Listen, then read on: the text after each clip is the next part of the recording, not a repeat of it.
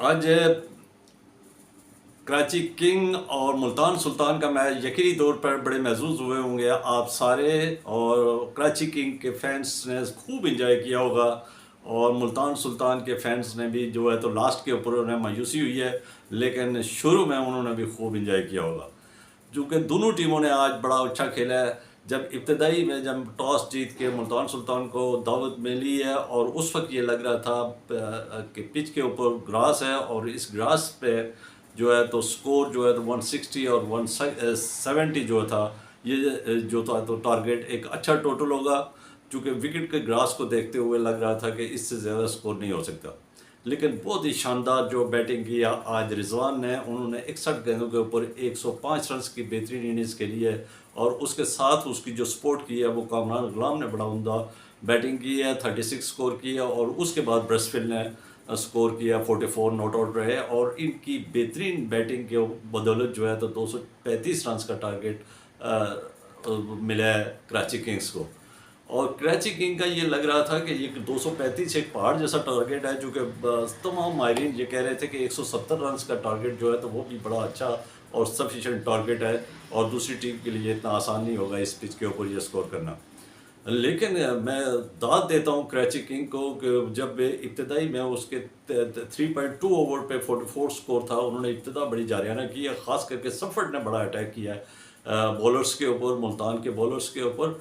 और जब 44 के ऊपर जो है तो डेविड वार्नर जो है तो एक LBW का फैसला आया, जिसको अगर वो रिव्यू ले लेता तो वो नॉट आउट था, लेकिन वो उसने रिव्यू लेने के बजाय वो पवेलियन की तरफ लौट गए थे। तो वो जो वहाँ से जो है तो यके बाद दिख गए 52 के ऊपर दूसरी विकेट गिर गई और सफर्ट भी आउट हो गए और 52 के ऊपर ही शान मासूद भी आउट हो गए।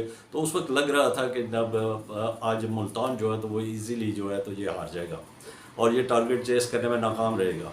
लेकिन उस वक्त मैं दाद देता हूँ विंस को, जो एक साइड पे अटैक करता रहा और वो जारियाना बैटिंग करता रहा, बिला खौफ व ख़तर जो है तो वो मुल्तान सुल्तान के बॉर्डर के ऊपर अटैक करता रहा।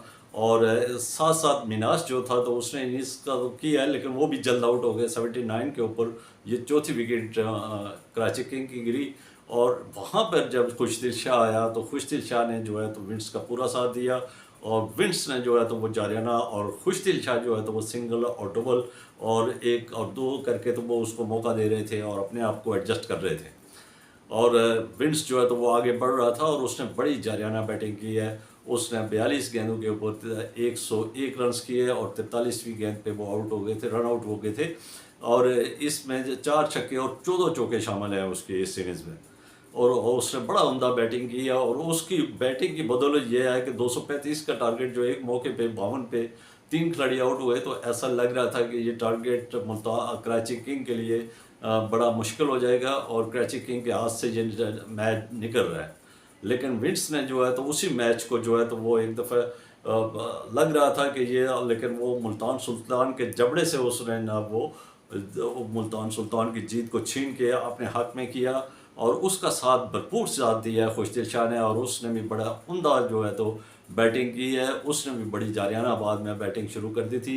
इब्तदाई में उसने विंस का साथ दिया और बाद में फिर उन्होंने भी हाथ खोलना शुरू कर दिया और दोनों खिलाड़ियों की बड़ी लंबी 100 से अबव पार्टनरशिप रही है और जिससे मुल्तान सुल्तान का टारगेट ये आसान हो गया और आखिर पे जो है तो वो रन आउट हो गए थे विंस का और उसके बाद खुशदिल शाह भी। लेकिन ये है कि ये मैच जो था तो वो आखिरकार बिल आखिर इन्होंने टारगेट को चेस कर दिया और मुल्तान सुल्तान की शिकस्त हो गई है पहले मैच में, जो एक बड़ा पहाड़ जैसा स्कोर करने के बावजूद जो है तो इनके बॉलर जो हैं तो वो नाकाम रहे।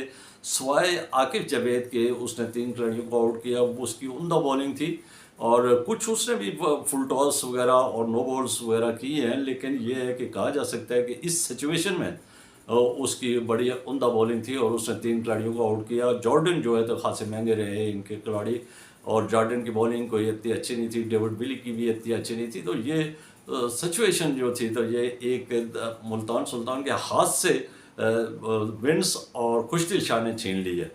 और यहाँ पे मैं ये भी कहूँगा कि ये जो इब्तदाई में आज हसन अली ने बड़ा 2 ओवर बड़े अच्छे किए, लेकिन बाद में खासे महंगे हुए और फिर जो था तो उसके बाद जो है तो कोई भी जो है तो वो क्रैची किंग की तरह से नुमाया बॉलर जो नहीं नज़र आया। मिलान भी काफ़ी महंगे मिले, 60 स्कोर दिया था उसने, और बाकी भी जितने भी बॉलर्स थे वो सारे के सारे जो है तो वो बेबस नज़र आए थे। और आखिरी जो है तो हसन अली के भी 2 ओवर खासे महंगे पड़े थे। यहाँ पे ये है कि मैं ब्रेस्टफिल जो थे तो उसने बड़ा उम्दा, मुल्तान सुल्तान की तरफ से ब्रेस्टफिल ने बड़ा अच्छा किया है और उसने भी 1 विकेट ली है।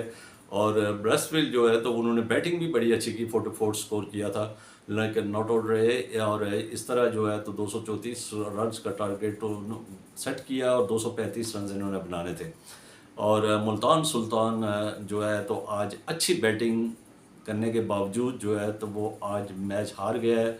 और इसका सारा जो क्रेडिट है तो वो मैं विंस को देता हूँ और खुशदिल शाह को देता हूँ, जिन्होंने इस टारगेट को चेज़ करने में बिल्कुल घबराहट नहीं हुई है, दबाव में नहीं आए हैं, प्रेशर नहीं है। और दूसरी टीम के ऊपर वो आहिस्ता आहिस्ता जो है तो विल्स जो है तो वो अटैक कर रहा था, और खुशदिल शाह थोड़ा सा डिफेंसिव था, और बाद में वो उसने भी बड़ा हाथ खोल लिया था। और दोनों साइड से जो है तो वो मुल्तान सुल्तान के बालों के ऊपर अटैक कर रहे थे। और मुल्तान सुल्तान जो था तो वो फिर प्रेशर में आ गया, दबाव में आ गया, और बिल आखिर जो है तो कराची किंग ये मैच जीत गया है। Congratulation Karachi king. और यहाँ पे मैं थोड़ा सा जो है तो इन्हें जो कराची किंग के हैं उनको भी अपनी बॉलिंग के ऊपर तवज्जो देनी होगी, और मुल्तान सुल्तान को भी अपनी बॉलिंग के ऊपर तवज्जो देनी होगी।